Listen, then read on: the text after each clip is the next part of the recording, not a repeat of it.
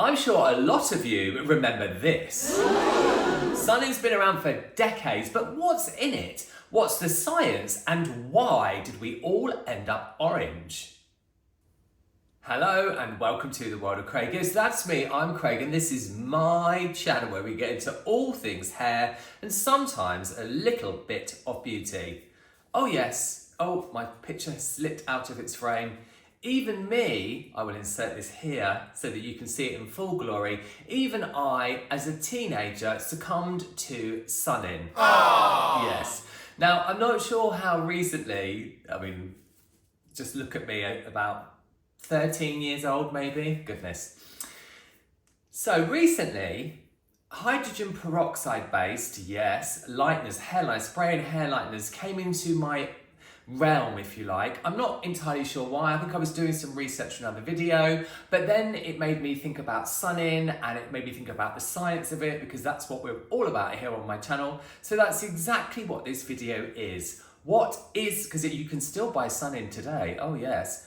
What is sunning, how does it work, and why did we all end up orange? I'm going to tell you everything.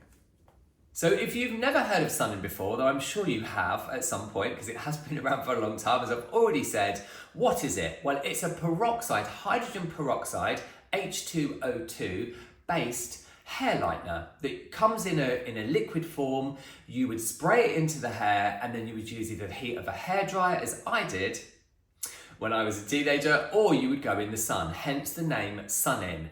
Now let's talk a little bit about some science. Hydrogen peroxide, H2O2, is a catalyst, it's an oxidant, and it's something that's normally mixed with an alkalizing agent, so hair colour or bleach to lift the hair. Used on its own, it has an acidic pH, which means that in its technical term, its science term, it's quite a lazy molecule. So it's not going to give you loads of lift, more on that later. But you know, with Sunning's formula, and there are some other formulas as well. There's the Sunbum one, there is one called Sunbabe, John Frieda make one. They are all the same. They're all basically water and then hydrogen peroxide and then some natural extracts.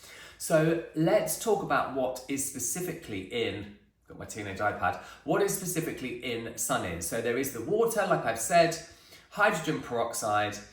They've got some aloe leaf juice. You know, a lot of products will add natural ingredients, natural extracts in order, and these will be in very small amounts because it really is literally just water and peroxide with a few other things in it. These will be in there to kind of quantify the fact that it's, to validate the fact that it is natural. And hydrogen peroxide isn't really harmful. You know, it will give you a reaction if you get it on your skin maybe, and obviously don't drink it, don't get it in your eyes, but it's not a desperately harmful thing, hydrogen peroxide. We've got some lemon juice, that's got to be in there because that's kind of how people associate hair going lighter as well. I did that too, cut a lemon in half on holiday, put it on my head, glamour. It's got some chamomile in it, it has calendula, which people say is very calming. Then it has some linseed extract. Then we've got, so all of those natural extracts, put your teeth in, Craig, they won't really do very much to be honest. Then you've got dimethicone to make the hair feel smooth when you're using it. Glycerin, which is for moisture. Hair doesn't really need moisture, but again, it will make it slippy. Quaternium, I was interested to see the quaternium 80 in there because that does make the hair feel amazing when you're using it, just when you're using it. Panthenol again for slip. Silk amino acids, they make the hair feel incredible. And then a few other ingredients, fragrance, etc., preservative. So it is basically hydrogen peroxide with a few natural extracts, which won't really do very much. I'm sure that the hair will feel very nice when you're using it. Even though it's a very liquid form, I'm sure it has some slip to it. So that's the science and what's in it, but why did everyone end up orange? Also worth mentioning, the actual Sunning itself, the hydrogen peroxide is 3% or 10 volume, which is kind of what we would use as hair colorists for adding tone or adding a bit of depth. Most demi-permanents that have demi-permanent hair colours, not permanents, demi-permanent hair colours like Shades EQ or Colour Touch, most of them have a volume that's around 6 or 7 volume. Okay, so that gives you some estimation of how much energy is what we use. You know, that's a term I use a lot here on my channel, yes, in order to describe how you are lifting the hair. So, but why did everybody end up orange? Well, it's because, as I've already mentioned briefly, hydrogen peroxide on itself, with its acidic pH, hair is naturally acidic, is quite a lazy molecule. And I think that the thing was, if you look at some of these incredible retro adverts, pop them on the screen now, they really are amazing. I mean, I think even though they look very dated now, they were very tricky to track down, they do look really great, but it was very misleading advertising, which probably wouldn't be allowed to be around now, because they were promising, just showing one image of somebody who was very, very blonde, and we all thought that we could be that colour. The reality of it is I don't think that sun-in is bad.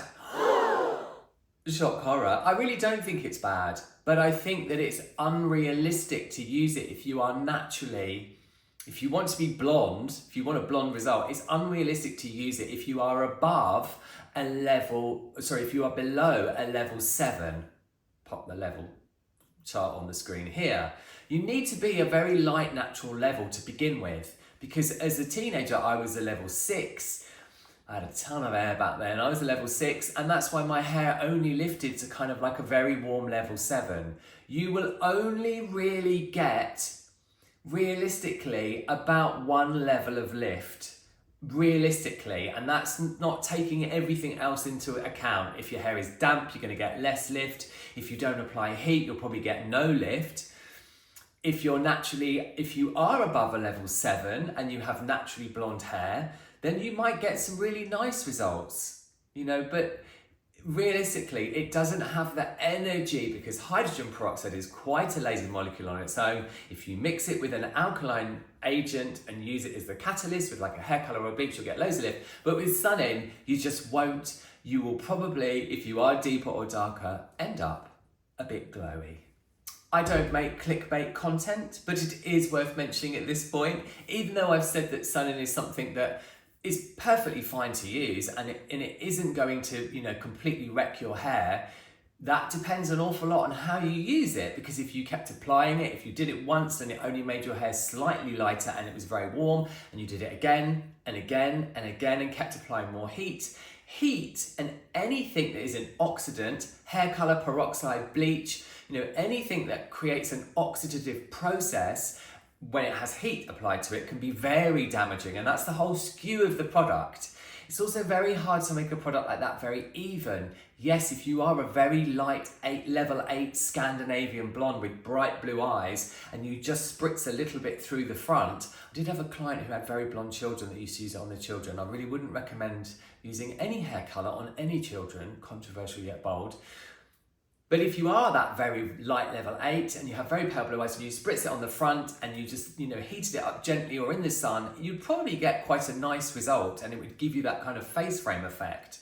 But obviously if your hair is already porous, if your hair has any colour in it, if you have very fine, fragile hair, you need to be careful when you're using anything. But with something like sun-in, because it's so unpredictable, please be careful. Before I say goodbye, of course, I have to put that picture of me back on the screen again, just so that you can get a second look. I loved my hair when it was like that. I used to take pictures of John Taylor from Duran Duran to the hairdresser, my fantastic punk hairdresser called Pearl, who even further inspired me to want to be a hairdresser, even though I'd always wanted to do hair from the age of 4 years old, I know. So just to conclude, if you are naturally very light, then sun-in might be something that could give you a little bit of lift, one shade of lift, and really give you quite a pretty result. If you are a deeper level, personally, I would stay away from it. It isn't for you. Did you enjoy this look at a retro product that is still around? Would you like more? Should this be a series? Please let me know in the comments. And if you've used sun-in and ended up glowing in the dark like I did, then I'd love to know. You know, the community over here on my channel is so amazing and I love all of you. You really are so brilliant. And I love that my channel is gaining subscribers, and like I've said, my community is really strong and it means so much to me. If you've enjoyed this video and found it helpful, You know exactly what to do. You liking this or sharing it with a friend means that my content gets out to more people. There are about 800 bits of content here on my channel, so have a good scroll around, just a good look around once I've said goodbye. And that is the time for me to say a huge thank you for watching this. You all take lots of care, and I'll see you all in the next one.